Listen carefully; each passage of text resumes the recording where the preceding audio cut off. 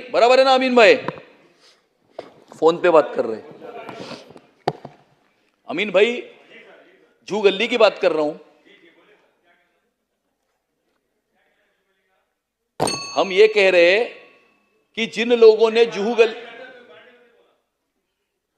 मी हे म्हणत होतो की जुहू गल्ली आणि गिलबर्ट हिल मध्ये राहणाऱ्या लोकांचा उपयोग करण्यात आला, त्यांचा वापर करण्यात आला, पण त्यांना घरं नाही बनवून दिली कुणीही आजपर्यंत।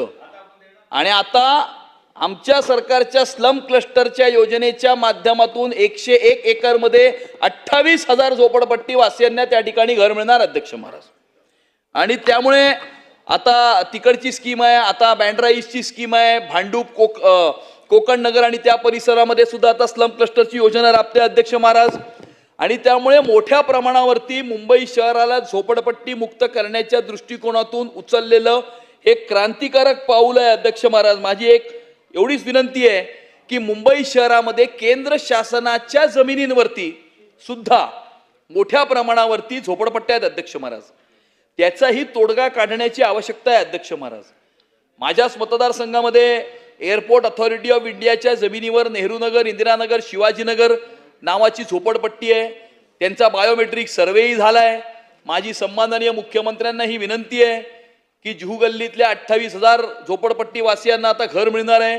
नेहरूनगर, इंदिरानगर, शिवाजीनगरच्याही 10,000 झोपडपट्टी वासियांना त्या ठिकाणी केंद्र शासनाशी बोलून तोडगा काढून या ठिकाणी ती घरकुल योजना लवकरात लवकर कार्यान्वित करण्यात यावी अध्यक्ष महाराज। आणि या SRAच्या स्लम क्लस्टरमध्ये एक चांगली गोष्ट आहे अध्यक्ष महाराज, एक किस्सा आहे। किस्सा असा आहे की मुंबई शहराला झोपडपट्टी मुक्त करण्याच्या दृष्टिकोनातून स्लम क्लस्टर आणि धारावी रिडेव्हलपमेंटचा प्रोजेक्ट ही एक खूप या ठिकाणी मोठा रोल प्ले करणार अध्यक्ष महाराज। तो रोल प्ले करत असताना धारावीच्या प्रोजेक्टमध्ये अनेक लोक विरोध करतात, पण जे लोक विरोध करतात त्यांच्याच पक्षाचे नगरसेवक मुंबईच्या महानगरपालिकेमध्ये नोटीस ऑफ मोशन टाकतात की जुहू गल्ली आणि गिलबर्ट हिल मध्ये धारावीचा नियम हा लागू करण्यात यावा। म्हणजे धारावीचा नियम हा योग्य आहे असा त्याचा अर्थ होतो। मग धारावीचा नियम जर योग्य आहे अध्यक्ष महाराज, मग धारावीमध्ये धारावीला विरोध का करता?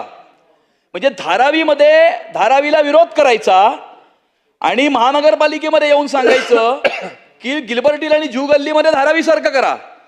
म्हणजे धारावीसारखं करा म्हणजे चांगलं आहे म्हणून करा ना। मग जर चांगलं असेल तर मग तिकडे विरोध का करता? आणि त्यामुळे राजकीय विरोध करणं याच्या पलीकडे जाऊन